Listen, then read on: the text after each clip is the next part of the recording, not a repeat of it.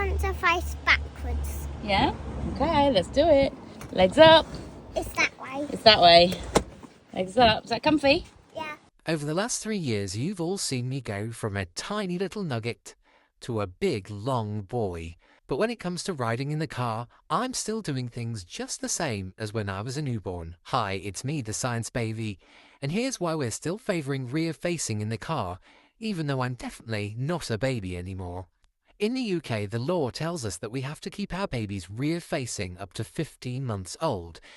But experts recommend that you keep us facing backwards far longer, up until we're 4 or 105 centimetres tall, because small children are up to 5 times more likely to get seriously injured or worse if they're involved in a crash when they're facing forward compared with facing back. In a crash, a car typically goes from tens of miles an hour to 0 in a matter of seconds, but the bodies inside want to keep going. Seat belts hold the body back, but the head, without a strap of its own, keeps going. In young children, that can be seriously bad news, because kids aren't just miniature adults.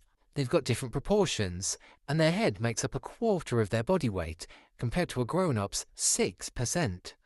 So when that head goes flying forward, it puts a lot more strain on the neck, a neck that's still developing. Remember that time when your baby couldn't support their head on their own? Even after they bulk up the muscles, the bones and ligaments are still soft, and the connections between the neck bones are looser and slippier. All that combines to make a child's neck a lot more vulnerable in a crash. And let's not forget that there's some pretty important nervous system wiring that goes through that neck too. So, what's the best way to protect that delicate neck and gigantic head? Face backwards. Seriously, if it wasn't for the small matter of seeing where they were going, it'd be far safer for the driver too. In a crash, the impact forces just push a rear-facing child further into the seat, which supports and cushions the whole body without bending any of the joints past their natural position. Sure, you might get some free-flying limbs in your face, but that's certainly better than your head flying off on its own. This is why rear-facing is critically important for babies.